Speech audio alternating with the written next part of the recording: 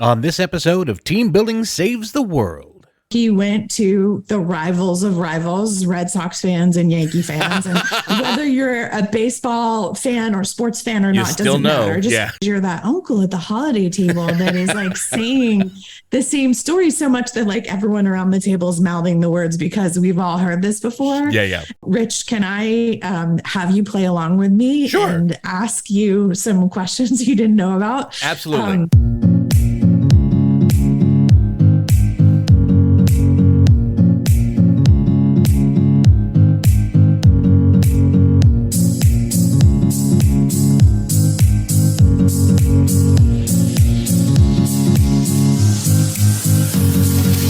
Hello, team. It's me, your old friend Rich Rinnensland, host of Team Building Saves the World, the show where I speak to thought leaders from around the world, discussing variable strategies and tools to help you and your team build a better work environment. And today, I should start by saying once upon a time, as we discuss storytelling with C-suite leadership development, culture, and storytelling advisor, Karen Eber. But first, I need to share some love with my supporters at Team Bonding. If your team is ready to experience teamwork through the power of play, then visit teambonding.com to learn more. Now, team, join me in welcoming my guest, author of The Perfect Story, Karen Eber. Karen! Hello to you. Hello. What a welcome. Oh, thank you. Thank you so much. Yeah, I train a bunch of people just to sit under my desk and applaud randomly. I love that. Who's going to have a bad day when you have your own audience cheering you on? Exactly. My thought as well. Karen, thanks again for coming on. Can I just start off, like I usually do, by asking you to explain to my team out there who you are and how it is you've gotten into this specific background? I am a owner of a company called Eber Leadership Group that works with other companies on how they're building their leaders, teams, and culture one story at a time. So I'm really trying to save the world from boring meetings by making people better communicators. I come from a corporate side. I sat on the other side of the desk for 20 years, working as a head of culture and a chief learning officer in businesses like General Electric and Deloitte. And then I've gone into opening my company so I can work with a bunch of different people and get them better at this. And I didn't grow up wanting to be a storyteller. It was never my dream to help people do this. But as I've moved along in my career, I've done it more and more. I did a talk on TED that took off and has been racking up millions of views. And that made me say, all right, let's help people be better storytellers. Why storytelling, though? Why go this particular route? Because it's not something I would equate with the C-suite and trying to get perfection in business. This is the magic of storytelling because it is actually all about the brain and what's happening when you're listening to story versus information. It's just so much more dynamic. And the focus I take on trying to evolve the conversation is helping people understand what is going on in your head and why is a story going to be more interesting and memorable than reading off a chart of figures or a presentation that we've all sat through. And more importantly, what do you do with that knowledge about what's happening in the brain? What do you incorporate into your stories to make sure that they are memorable and engaging? What kind of things can you give someone to? I mean, because if you are just spewing out data, what would you say to someone who just wants to make that a little more thrilling, a little more exciting? I often have to challenge their understanding around the data because so often people think, but it's just so much faster to put up data. And so I will put up one of those Rorschach ink blots and I'll ask people, what do you see? And if there's 10 of us, there's going to be 10 different opinions of what we see in it. And that's because part of what's happening in our brain is it hates to have things incomplete and it's trying to figure it out. And so it's interpreting visually what's there. But my interpretation is going to be different from yours and the person next to us because we all have different knowledge and experiences. And the same exact thing happens when we put up a chart of data. We're each doing our own Rorschach test of assuming what the data are and what it means. And so where I often have to start is challenging people's belief that data speaks for itself, which it doesn't. Data is a very specific type of storytelling that has you really think about first, what are you collecting the data for? Like before you actually collect it, what do you want to use it to answer? Because most often we have way more data than we need, and we've never thought what we want to do with it. So we put it in a cool visualization tool like Tableau and we start tinkering with it, but we're still not bringing meaning to it. So starting to think about, how do you want to use this? What questions do you want to answer? And then from there, you can start to work a process. But what started you down this road? What made you decide that storytelling was the avenue you wanted to take? Because I've interviewed a bunch of different people on this podcast alone who have all come up with different ways of teaching, people to give good topic conversations, how to even just talk to their employees or employers on a day-to-day basis. What made you decide storytelling was the method to take? It was begrudgingly. I was drug into it. It's the way I would say it. So when I was in these corporate roles at like GE and Deloitte, I was trying to convince people that had budget for investment in technology or leadership programs that we needed to move forward. But there were maybe 2 people that could say yes. And I was having to talk to 200 people, which meant 198 could say no and would say no. Right. And I would go in and use stories to try to persuade them. And what I found is the story slowed the no. It made the people that would have, did say no, start to be the ones persuading. And so I was using this throughout my career to connect with people and get different outcomes. And as I was doing that, I kept getting, how are you doing that? How can I be a better storyteller? Because so many people do think it's this really hard, elusive, soft skill. And I say I did it begrudgingly, because when my talk moved to TED.com and it went viral, it became very clear that I should just focus my time and attention there to help people be memorable communicators. Well, from your experience, though, where are you getting your impact from? Like, how is this more impactful in communication than just a normal spreadsheet or an algorithm or what have you? There's a whole bunch of science, but we could start with the simple piece of, as we're listening to someone speak, there's this little small part of our brain called Broca and Wernicke's area that it's the lexicon of translation. So words come in, we hear them, and our brain looks at our internal dictionary to say, do we know this word? Okay, yes, we do. Got it. Comprehension. And when we don't, we're like, oh, maybe we should look it up, or, maybe we'll forget it. But it's truly, words go in, they're processed into understanding, and that's it. About maybe the size of a walnut. When you are telling a story, it starts to dynamically engage the entire brain. As I'm talking about walking on the beach and I'm hearing the waves crash on shore, and I can smell the coconut suntan lotion and taste the salt on my lips, my entire brain starts to become activated as I'm engaging senses and details. And so the first thing is, from a real estate perspective alone, you use far more of the brain than just sharing information. Also, if I'm sharing information, more than half is forgotten in over an hour. And if there's no way to interact with it, that's a lot of wasted time that we spend. Whereas you make that more sticky when you are telling a story. But 2 other things that I think make it really fascinating is, one, stories create this release of this hormone oxytocin. So this is the bonding chemical that we experience when we feel safe around someone, when we trust someone. So mothers and babies experience this in their bonding period after birth and as the infant is growing. But we can experience it when someone is telling a story.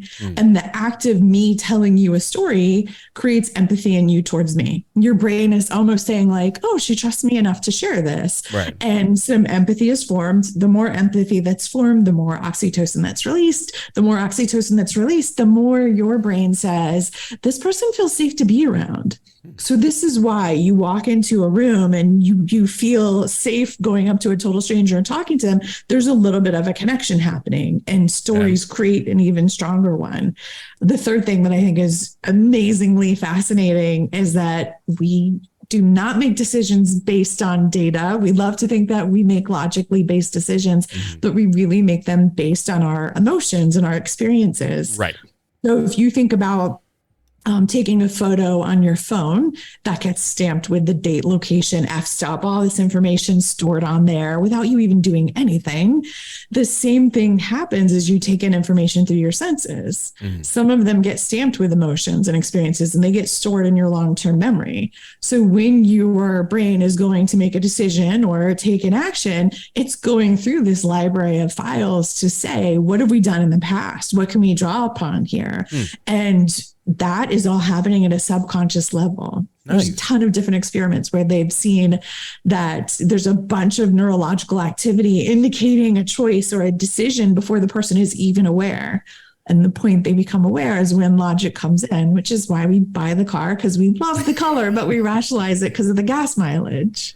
So it sounds to me you're saying that this is more useful than just while you're having a meeting with someone, while you're standing in front of an entire crowd. When you start to break it down, you realize this is going to be really powerful in the brain. That makes sense. So far you've gone, there's a sales end to all this. Is there an everyday use to all this?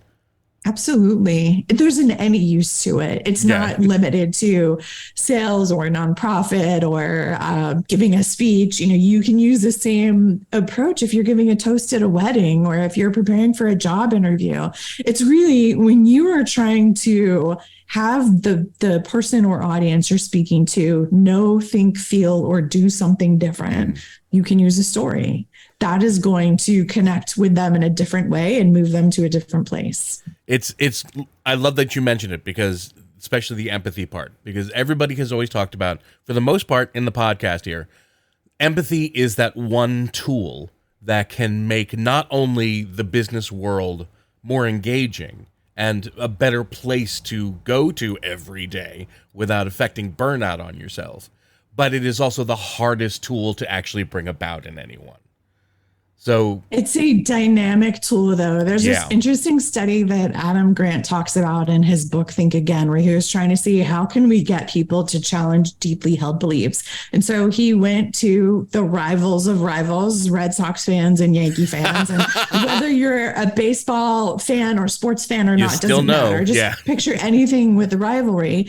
And he would ask them questions to describe each other. And they would say things like they smell funny and they're, they have no intelligence.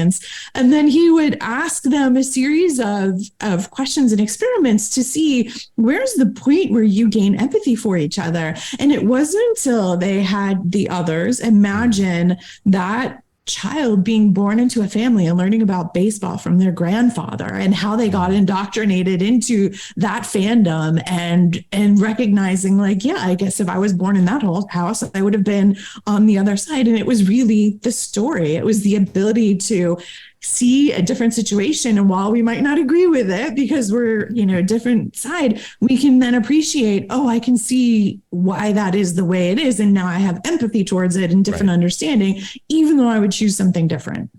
But what about on a day-to-day?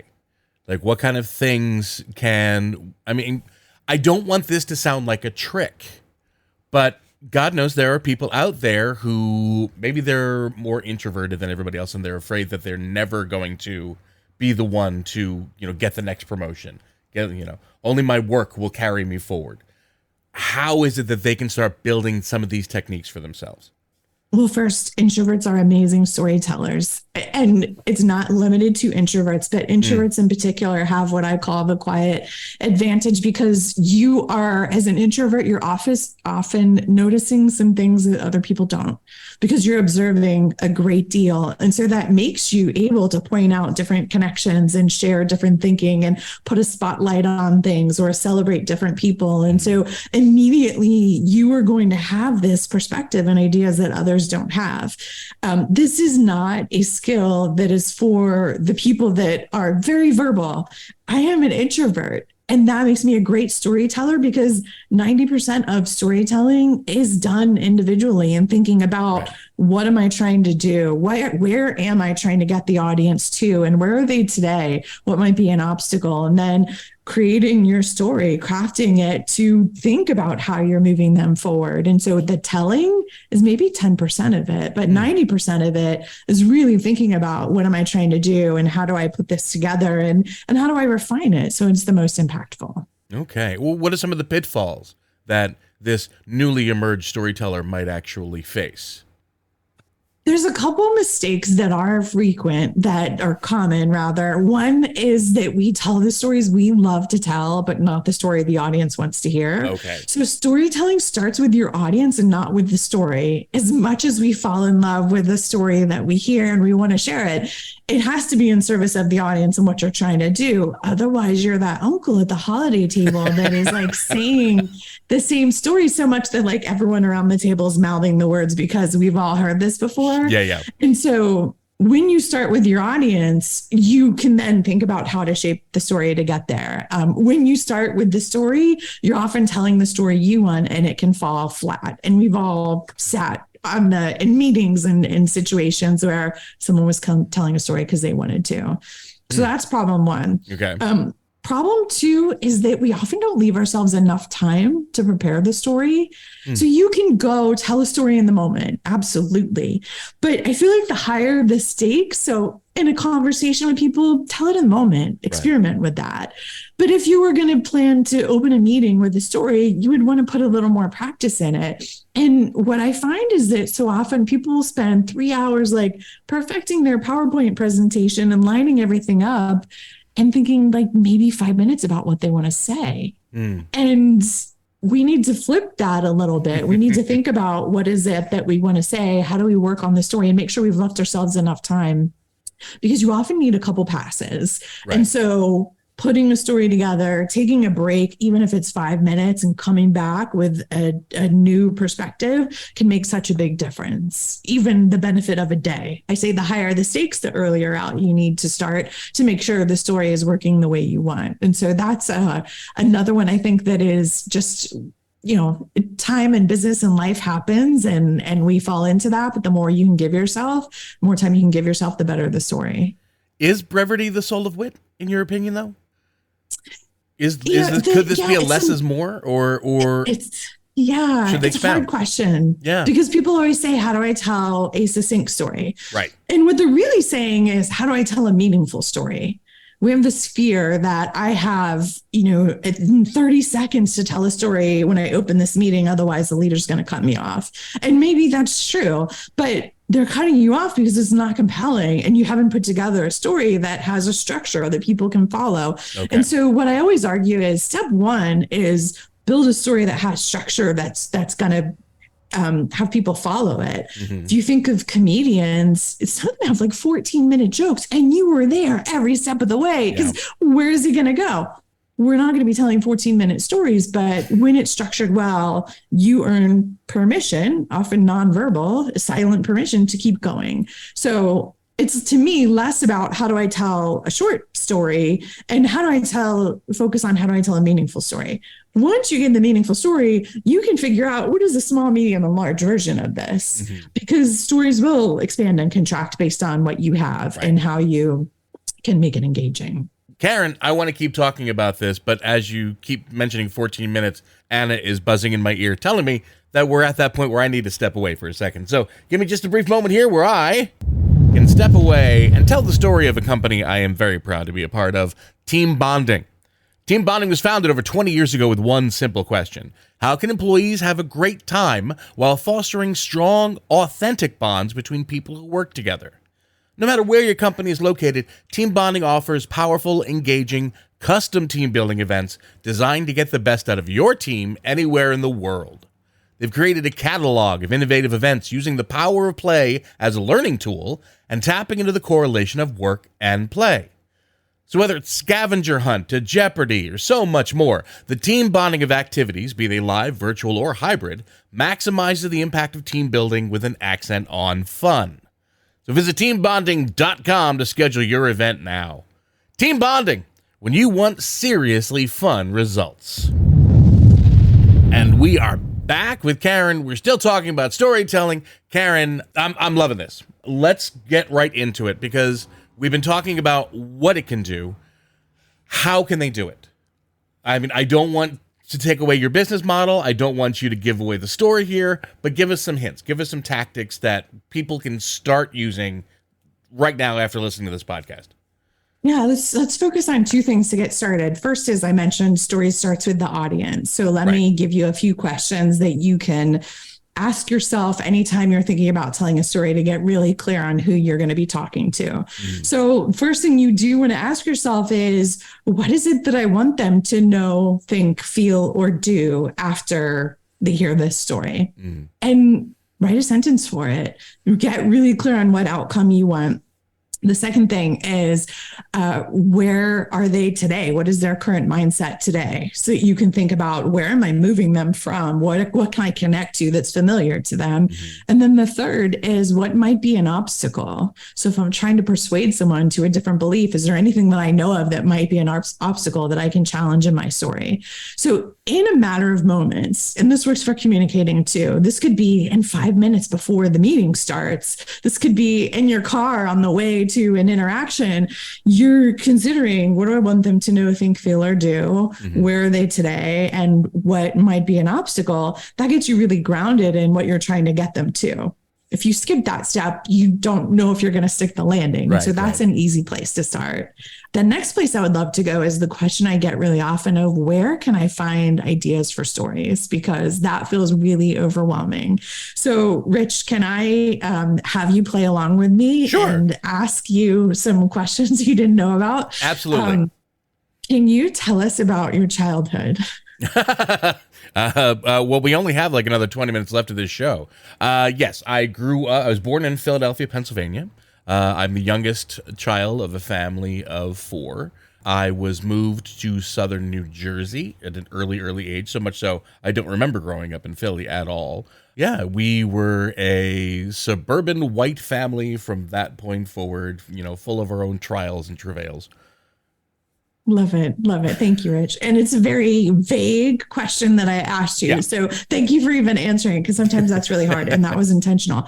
Okay. My next question for you is, what sound or smell reminds you of home? Oh, goodness. The ocean. Yeah, being Ooh. in South Jersey every summer was multiple trips to the beach. Yeah. Okay. So what I did there was I demonstrated what happens when we're trying to figure out what story to tell. Because when there's no constraints or parameters, it's like, tell me about your childhood. Mm. Well, where do you want me to focus? Like early childhood, late childhood? And most people respond very similar to what you did of, I grew up in this location, and here's the type of home that we had, maybe how many relatives or siblings around, but that's it, because it's so broad. I don't know where to access in my brain. But if we constrain it like we did, and now you've talked about the ocean, we could dig and easily come up with 10 stories of memories and things that are familiar to you. Mm-hmm. And that's where stories come from, when you put constraints in place. If you're having a hard time coming up with an idea, it's because it's too broad an area. Okay. But if I had you start digging into professional experiences, and like all the questions you get asked in a job interview of a time you failed, a funny project, something you're really proud of, like there's endless ideas, and it's not limited to your professional experiences. You can share stories about your personal experiences, the vacation adventure that went awry. Maybe you love visiting museums, and there's something that you saw in one that you really connected with, or you're listening to a podcast that struck with you, or you see a clip or something that really speaks to you. What you want to do is build a list of these ideas, because that becomes your toolkit, and you want to do it before you ever need to tell a story. Because I mentioned the challenge is we don't leave ourselves enough time. Right. When you are backed up against a deadline of telling a story, you're stressed, and it's harder to think and be creative. When you have a list of ideas, magic happens, because you're going to start scanning that list of ideas, and you may use none of them, but it will prompt new thinking and new ideas. And so those are two really easy places to get started of, when you have an opportunity to tell a story, get grounded with your audience and start this list of ideas where it's things that you have energy and excitement for, that create a list of potential topics that you can go to anytime you're telling a story.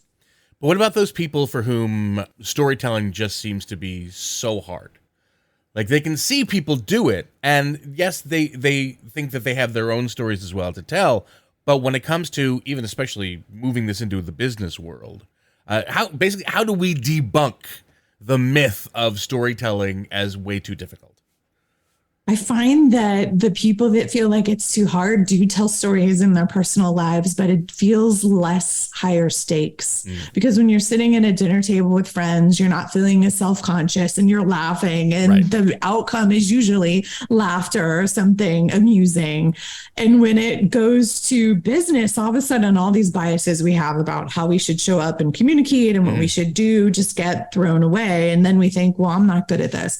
And of course, until you realize there are steps, just like anything, there are steps you can take to build and work a story, then that makes a difference. It's going to not only give you confidence that you are following things that are meaningful, it's going to give you a story that has good structure and is helpful. So if you feel like you can't tell stories, what I would say is yet, because you're doing it, and it's how you can start to apply these things to get grounded on your audience, choose an idea, and then start to put together a basic structure that gives you a story to tell. You mentioned what story your culture tells. What do you mean by that?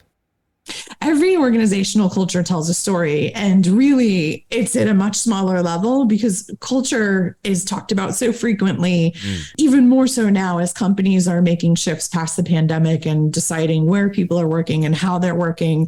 And the thought sometimes is culture is what the CEO says and the values that hang in the lobby and all those things. Those are the days I remember. Yeah, but really the culture is what happens in interactions and what behaviors are encouraged or discouraged. So if there's a team member that interrupts all the time and no one ever addresses it, no one ever asks them to stop, that then makes that behavior acceptable, and that becomes the culture. And so culture is the worst behavior you're willing to tolerate. And every culture tells a story. So I love to give the example of, if you picture university, so just say Harvard, that most people are familiar with globally, there's a vibe. You picture something with Harvard. For me, I picture Ivy and bricks and, Ivy League. But within Harvard, in the different colleges, there's a very different experience. So the College of Engineering is really different than the College of Physics, which is really different than the College of Literature. And so culture is really at that day-to-day level on projects, on teams, as it is in Harvard. There's the shared Harvard culture, but the day-to-day experience is going to be very different in the College of Literature than it is in the College of Engineering. Same thing within a company. The HR function is really different than finance, and they each have a different vibe and different behaviors that are accepted. And so every culture tells a story of what are we encouraging or discouraging, and how do we shape that to be a place that people can work and enjoy what they're doing. Getting a little more specific, though, because when you talk about culture, you can also talk about diversity. So goodness knows, being an organization that has a multitude of diversity throughout it, how do we make sure when we're telling our stories that we're not insulting one culture that we didn't mean to, but not knowing enough about that audience to actually be able to connect with them? So essentially what I'm asking is, how can storytelling help to solve the problem of the problems with diversity in the business world? Yeah, it can help. It can help and hurt. So it can help because you're going to be creating empathy for someone's experiences that might be different than your own, or that you're feeling and you didn't know that other people are experiencing. And it gives a sense of community. You look at things like eco-anxiety as something that people are very concerned, and it is growing. The concern is growing among Gen Z, millennials, and more broadly. And what they find is when they gather people in storytelling situations, they create this empathy and this experience and this feeling of like, oh, we're not alone. Something similar can be happening inside companies where you're creating community and understanding and appreciation for lived and worked experiences that are different than yours. The negative is that if you aren't thoughtful about how you're putting your story together, you are putting a spotlight on one population and potentially neglecting another, or putting your own perspective that is missing others. And so taking the care to think about, what am I trying to do? And am I amplifying the voices that I need to be amplifying? So how can we make sure that we're doing it? What kind of things can we watch for? Because part of talking to an audience is getting to learn the reactions of the audience while you're talking to them. So what kind of things can we see just to sort of help avoid the pitfalls as we go? Well, I would say, to just finish the thought on things like diversity, the key there is not to have just one person sharing the stories, right? The more different stories and perspectives shared, the more diverse thinking that is there. And so that's always going to be helpful, making sure there's a place and an invitation to hear from a variety of people. When you're telling stories, you can often see a physical reaction. So a few times today, you've laughed as I've shared stuff. That always delights me. That's always a amazing thing. If your audience doesn't laugh or smile or lean forward, it doesn't mean your story is bad, because sometimes a story can prompt thinking in the audience and they're going to go off about their story and the thought that you triggered. And that's a good thing too. And so you can generally see the difference between you've prompted thinking for someone and they've disengaged and they're just leaning back and they're daydreaming about their grocery list. And so you can see in body language, even on Zoom, or on a web-based platform, you can often see the disengaged versus the, oh, that's interesting, that makes me think of this, which is what you want to do. Occasionally you get, the room is too cold and I'm hungry and it's a little hard to read, because we all are going to have those moments. But most often you see enthusiasm either in the nonverbals or what people share back to you. It's part of what drives me nuts on Zoom when people keep their cameras off. Like, I can't even tell if you're enjoying what's happening. So this is good, because this not only are we talking about the storyteller, we're talking about the audience now. How to actually be an active audience member as well. That could be a whole other episode I might call you back for, Karen, if you don't mind. I would love it. Speaking of which, is all this covered in The Perfect Story, your book? It is. So the perfect story comes from the last line of my TED Talk, which is, don't wait for the perfect story. Take your stories and make them perfect. Because people always think like, well, the perfect story I need to tell, it must be like on a shelf that I can pull off and it's ready. Like, it doesn't work that way.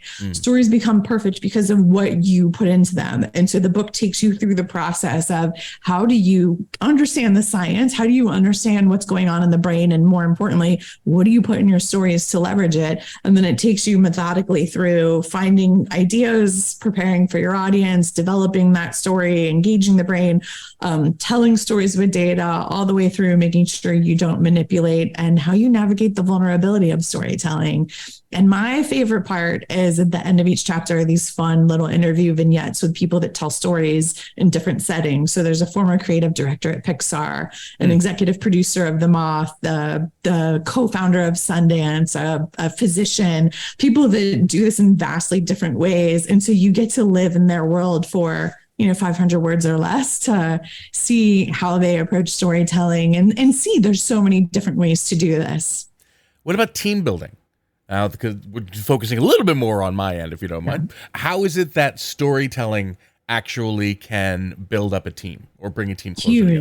It's huge. People have experienced this already in informal ways. When there's an offsite or a retreat, and when you're getting coffee or tea or over dinner, you learn more about someone. And maybe it's that person that really annoyed you and got on your last nerve. And then you come away thinking, they're not that bad. Yeah. What was happening was the empathy and the oxytocin, as you shared a little bit about yourselves and your lives, that conversation that naturally comes up. So you can lean on that even more intentionally. And I design and facilitate a lot of offsites. And this is always a piece of it, of how are you giving people the chance to learn more about each other, gain empathy for different situations, take the toughest pieces of conflict on the team and unpack that and use stories to get different understanding and shift to some different outcomes. It's also great for visioning. And where do we think, what would this look like a year from now? What are our clients or customers saying about us? What are we saying about us? And so it's a really nice way to gain understanding, work through conflict, increase trust, and get to strengthened outcomes. Plus, from my own understanding, every shared experience is a shared story. Because that becomes, you remember that offsite meeting we had? Yep. Do you remember that thing? I can think of a team that they had an experience 20 years ago, and the people sit around and laugh about it the same way they sit around and laugh about events from college that they had. It's, these are all bonding moments, and stories can help facilitate that. Okay. As a corporate manager, let's step into those shoes for a second. How is it that I can help my team to better build this skill for themselves? When you share stories, they're going to have increased trust in you because it is almost this signal to the brain that is, oh, this person trusts us enough to share this. Now, stories don't have to be like your most intimate, private experience. Right. I always say that personal doesn't mean private. Stories are always personal because it's why you are telling it. Even if you're telling someone else's story, you are bringing your personal perspective and your reason for telling it. So they're always personal, but that doesn't mean you're sharing something really private. And so I find leaders often say, but I don't want to talk about my family. I don't want to talk about, you don't have to. Right. But when you do share a story, you start to get this response. If you create this habit of sharing stories about mistakes and lessons learned, you're starting to create psychological safety on the team and say, it's okay for us to talk about these things. Not only is it okay, it's important so we can learn from each other and understand. But as the leader, you need to lead that. Otherwise, it is incredibly vulnerable for someone to be like, yeah, let me tell you about this mistake I just made in front of all of these people. So it can create the culture that you want on your team. It can increase trust and have your team members have more trust in you, and you can help shift them to a different place. The other thing is that stories lower defensiveness. So when I'm working with teams where there's a lot of conflict or there's a problem, I will often tell a story that another organization has experienced. And once they recognize, oh, this isn't just us making mistakes, like other people struggle with this too, the defensiveness comes down, and then they're able to really have a discussion about why is this happening and what do we want to do different. And so it's a tool that can help create shifts in so many ways. Can it be as simple as just walking up to an employee or someone who happens to be under me in the stratus of the organization and simply saying, how was your weekend? Yep. I worked with a leader who was stiff and awkward, very stiff and awkward.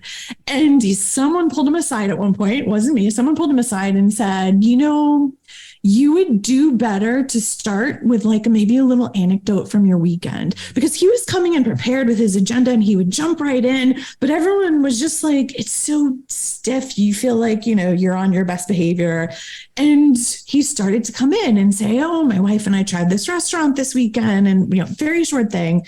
And then he would kick off the agenda. Huge difference because he was now relatable. He was human. He didn't jump right in. He created this almost like releasing of the pressure in the room where the energy changed. And so it doesn't have to be elaborate. In this case, the whole outcome that he wanted was to be more human. And so that's what the story did. And it made a big difference. And so it became a little formulaic of it was like, okay, we know he's going to start with this story and then he's going to go. But you noticed a difference when he started with the story and when he didn't.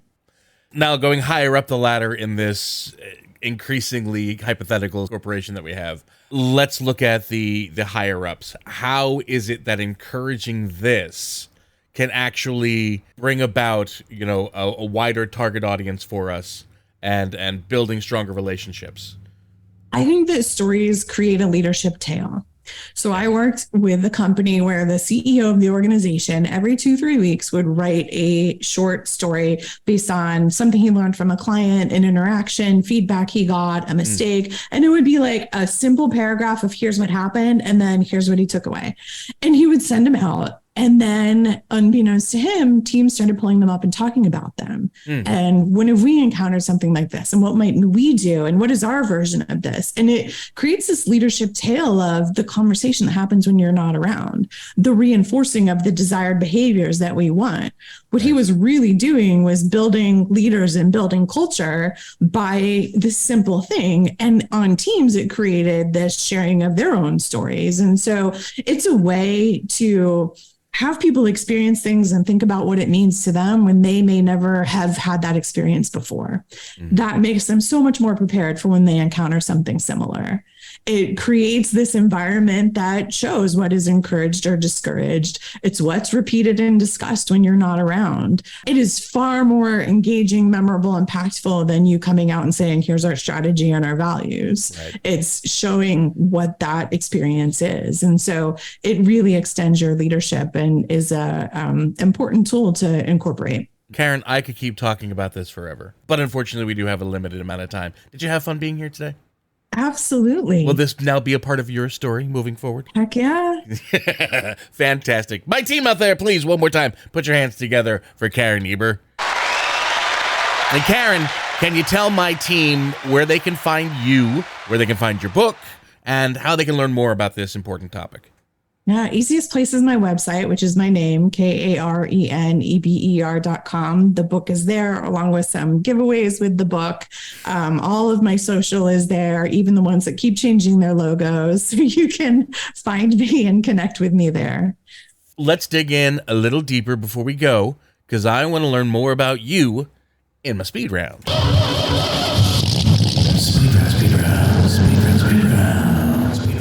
As I had started to describe to you before we came on the show, this is just 60 seconds. I'm going to play some music that just keeps me in mind of where we are in the time. While I'm doing that, I'm going to ask you a series of completely innocuous questions. Very simple answers. You don't have to get into the full storytelling aspect of it unless you want to. That is entirely up to you. But if you're feeling it all competitive, because that's how this game was originally designed, we are now at 15 questions asked in 60 seconds. Asked and answered. All right? So, if you're ready to have some fun, let's begin. What's your name? Karen Eber. How many kids do you have? 0. How many pets? 2. If you could ask your pet a question and get an answer, what would it be? Why do you wake me up in the middle of the night? What's your favorite children's book? The Mischievans by William Joyce. Nice. If you could be any cartoon character, which one would you be? Felix the cat. Excellent. Favorite ice cream flavor? Vanilla. Would you rather live in the past or the future? The future. What's your most embarrassing childhood memory? I broke my arm when I was 11 years old by skating into a wall. What's your best childhood memory? Getting my cast off. Favorite holiday? Thanksgiving. If you could eat one food for the rest of your life, what would it be? Pizza. And if you could talk to anyone from history, who would you like to talk to? Robin Williams. Oh, that's good answer. Right? Such a good answer. I tried to do a conversation through ChatGPT and it's failed miserably. Well, ChatGPT does nothing but fail. I keep telling people this. It's all the prompts, but at some point it's going to happen. All right, Karen, 13. Really great job. No, 13 is fantastic. I loved it. Karen, once again, thank you so much for coming and joining us. This meant the world to me. We could have you back at any time and just continue this conversation, because we could even talk about ChatGPT and technology and everything that goes on behind it. But we don't have time. I would love it. Thank you. Thank you so much. And thank you, my team out there. That's it. We've wrapped up yet another episode of Team Building Saves the World. If you've enjoyed this episode as much as I have, whether you're new to the podcast or an old fan of the show, please be sure to share it with everyone you know. Whether they're a coworker, friend, or family member, it just helps us to share all this vital information. You can find out all about us, including all past episodes, at teambonding.com/podcast. You can also find us wherever you find your favorite podcasts: Google Podcasts, Apple Podcasts, Spotify. Wherever you go to listen, my friends, we will be there. And don't forget to look for us on all the social medias at Team Bond Podcast. Leave me a message telling me whether or not you like the show, or if you have an idea for a future episode. We want to hear from you. So, before we say our farewells for this episode of Team Building Saves the World, please never forget, my friends, if you are within the sound of my voice, you're on my team now, and I am forever going to be on yours. So long, team. I'll see you next time.